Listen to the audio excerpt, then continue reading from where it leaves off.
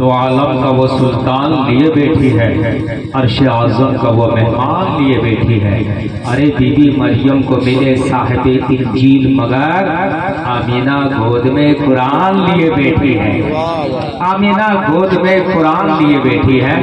لیکن شاعر اسلام تشریف رکھتے ہیں، میں چاہتا ہوں کہ ایک اور شاعر کو آپ کی سماعت کے حوالے کر دوں۔ لاسٹ میں علامہ احمد رضا ضیائی صاحب قبلہ کو آپ کی بارگاہ محبت میں پیش کروں، اس کے بعد صلاۃ و سلام محبت سے کہتے ہیں سبحان اللہ۔ ایک شاعر کا تجربہ یہ ہے، شعر ہوتا ہے گنگنانے سے۔ مولانا صاحب قبلہ، کسی نے کہا کہ آپ تجربہ کیوں بولے، تجربہ کیوں نہیں بولے؟ میں نے کہا نکھت کو نکھت پڑھ سکتا ہے، سر کو سر کر سکتا ہے، ظلم کو ظلم کر سکتا ہے، گرم کو گرم پڑھ سکتا ہے، نرم کو نرم کر سکتا ہے، اور ختنہ کو مسلمانی کر سکتا ہے، جی رمجھم کو رمجھم کر چلے گا، اور کیا کہتے ہیں مدرسہ کو مدرسہ پڑھ سکتا ہے۔ تو کیا میں تجربہ کو تجربہ نہیں کر سکتا ہے؟ جی جب ادھورے علم کا اردو پہ قبضہ ہو گیا، مدرسہ جس کا تلفظ تھا مدرسہ ہو گیا۔ ایک شاعر کا تجربہ یہ ہے، شعر ہوتا ہے گنگنانے سے۔ شعر کیا چیز ہے؟ غزل ہوگی تال سے چٹکیاں بجانے سے۔ ایک شاعر صاحب گنگنا رہے تھے، میں نے مصرع دے دیا کہ شاعر صاحب یہ مصرع کا کلام بنا دیجئے، 3-4 اشعار کا۔ تو بولا کیا ہے مصرع؟ میں نے کہا ہم چلے جاتے مدینہ گر ہوا کے ساتھ ساتھ۔ اب شاعر صاحب گنگنا رہے ہیں، ہم چلے جاتے مدینہ گر ہوا کے ساتھ ساتھ، ہم چلے جاتے مدینہ گر ہوا کے ساتھ ساتھ، یعنی 15-20 بار وہ بول چکے ہیں۔ بولا شاعر صاحب ہوا کہ نہیں ہوا؟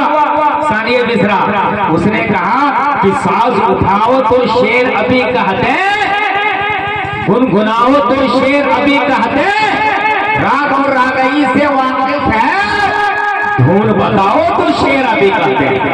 میں نے کہا شاعر صاحب میں ترنم والے شاعر نہیں ہوں، میں تحت میں شعر پڑھتا ہوں۔ میں نے تحت میں بتا دیا کہ ہم چلے جاتے مدینہ اگر ہوا کے ساتھ ساتھ، تو ترنم والے شاعر نے کہا ہم چلے جاتے مدینہ اگر ہوا کے ساتھ ساتھ، رہنے واپس پھر نہ آتے اقربا کے ساتھ ساتھ، ہم حسینی دل یقین ذکر شہادت کے طفیل، جائیں گے جنت شہید کربلا کے ساتھ ساتھ۔ تو شاعر صاحب کو میں نے کہا کہ اعلیٰ حضرت کے حوالے سے ایک شعر لکھے، تو شاعر نے لکھا کہ مذہب حق کی اگر ہے جستجو اس دور میں، مذہب حق کی اگر ہے جستجو اس دور میں، چلتے رہیے مسلک احمد رضا کے ساتھ ساتھ، چلتے رہیے مسلک احمد رضا کے ساتھ ساتھ۔ پھر شاعر صاحب نے کہا کہ فیروز بھائی مکہ میں آپ کا نام راحت ڈال دیتا ہوں۔ میں نے کہا کہ ڈال دیجئے، تو ممبر شریف ہے راحت کو اس کے ساتھ رکھنا یا خدا،